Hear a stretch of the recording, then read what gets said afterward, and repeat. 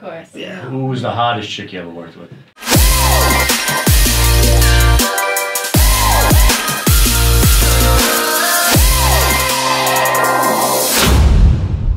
So I'm gonna give you 10 quick questions, right off the top of my head. Okay. All right. You sure you're ready for this?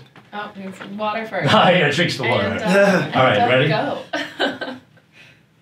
Did you ever have any type of physical relations with the girl from Bronx Tale, the African American girl? No, I did not. I just actually, we did some reunions for the Bronx Tale. I saw her. She's such a sweetheart. Really great girl. No, actually, when we did the scenes, the kissing scenes, because I don't smoke. You just ruined the fantasy. Yeah, I know, but she used to tell them, because I smoked, so before every take, she would have me gargle with the mouthwash, because I was a smoker. She's like, so, I'm not kissing yeah, him. so he smokes, you know. So, no. Way, to be most talented actor you ever worked with? Ooh. Let's take De Niro out. This way you don't have yeah, to I mean, feel, because De Niro... or an obligation, so... I gotta say, it's a tie. Between? Gandolfini and Denzel Washington. Ooh.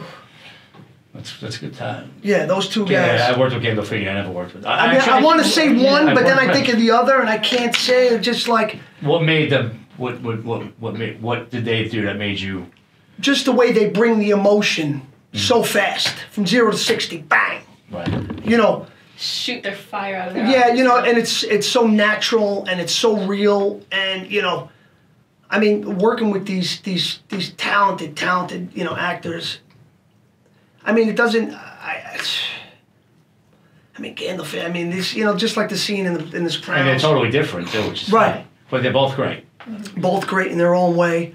I mean, just doing these scenes, it felt so real. It's like you weren't even acting. But they help you get there. Right. You know what I mean? Their level of talent helps you get there. That's amazing. To almost, well, not that level, but, somewhere close enough. Your biggest starstruck moment? Besides working with me? Well, yeah, I was going to say, that's yeah. Besides me? My biggest starstruck moment, because with De Niro, it kind of like happened, and it was expected. Mm-hmm. But when we were doing Bronx Tale, we were doing the ADR. You know what that is? Yeah. The automated, the additional dialogue recording. In the studio on 1619 Broadway, it was the fall of 1993. Okay. So we're in the room, in the soundproof room, and it's dark in there. You get the mic. And so Robert De Niro is in there, and I got my back to the door, and I hear the door open. So he says, Lillo, come here, I want you to meet someone. So now they're in the dark corner, and you have De Niro with this guy who's about like 5'5", 5'6", and he's there, he's got the beard. And in his eyes, I could see, like, I know this guy. Okay. I know this guy. Who is this guy? Yeah, who is this guy? So he said, Lillo, I want you to meet Al. I knew you were going to say that. Yeah, he said, I want you to meet Al. And Al's like, it's not like Lillo. It's like, it's like, but it's Al. So who's Al? So it was Al Pacino. Mm-hmm. And he says, I gotta tell you, kid.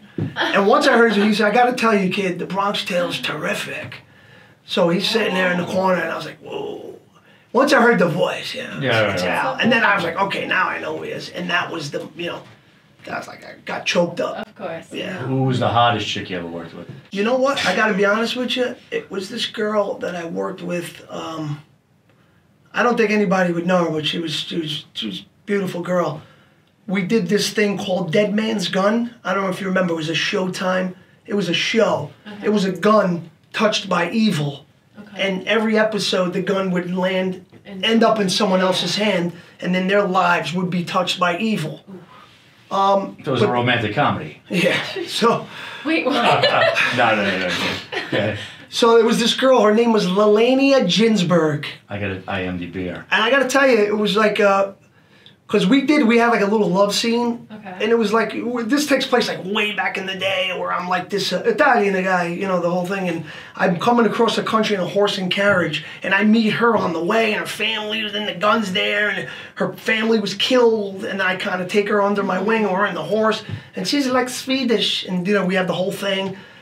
And we really got to know each other, and then we did like the love scene at the end. And I got to tell you, it felt really real. She was a beautiful girl, nice person. Haven't seen her, spoke to her, even heard anything about her. But that's Melania Ginsberg is her name. Watch out, girl. He's coming for you. Yeah. Well, I'm not allowed in Canada, so she don't have to worry about that. No, she means No, me. that's Steve. She meant me. My next cast. Yeah, you don't got to worry about me. That's fun. And then, other than Bronx Tale as the role of C, which role are you most proud of? I did a film called RXmas. Abel Ferrara, do you know who that is? He did King of New York, Bad Lieutenant. Yeah, legend. Yeah, A crazy legend. Yeah, I did a film with him called RXmas. I play a Dominican like drug dealer, and I think I was pretty good in that film. And she got some really good reviews, all positive stuff. And there was I even sang in Spanish in that movie. It was something where I really went out there. You want to close out and sing a little song for us? I can't. No, I'm joking. They've got you all over the place, like very ethnically ambiguous. Like everywhere. That's amazing. And then the role, your last question, the role you were most, let's rephrase it. What's the film or the role you thought was going to be a home run? Like this is the next Bronx Tale. That was a total bust. Or just something that just really challenged you. Well, those are two kind of different questions. But yeah, you can answer both of them. No, but answer both of them. Well, RXmas was very challenging. Okay. The one the Made in Mexico, that was pretty challenging, playing the whole accent and stuff. But there was a film we did. I didn't think it was going to be the next Bronx Tale because those are big shoes to fill. Not because of me. I'm just saying the film in general, right. De Niro's directorial debut. But I did a film in the year 2000. It's called In the Shadows. We had Cuba Gooding Jr., James Caan, and I had a nice role in that. My name was Jimmy Perazzi. I was like a stunt man, moonlighting as a stunt man, and like organized crime family back home. And James Caan was like, James Caan was one of my idols. I loved him. I don't know if you ever saw the film Thief. Of course, that's one of my favorite films ever. Yeah. I mean, that guy, Sonny in the I'm going to bring you up on these.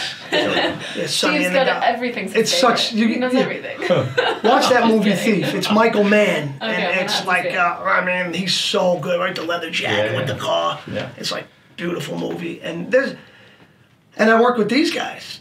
And I'm thinking, how could you go wrong with this cast? Right. And, we shot the film. I mean, all the dailies, everything looked great. And it just never went anywhere. I expected it to be a lot bigger. Okay. Yeah. I mean, I made some good relationships, met some good, good people. Rick Waugh, his brother Scotty, good people, really good people. And the father, he had passed away, but he was a real stuntman, and that's what inspired the son to write the film, Awesome. Well, on behalf of myself and JoJo, thank you so much for coming on. Thank you. Actually, our first guest of Indie World. Yeah. Thank you. So and I couldn't think fun. and I couldn't think anybody better, honestly. Thank you, brother. I appreciate a big that. round of applause for Leo. Thank you for coming in. Thank you, brother. Appreciate that.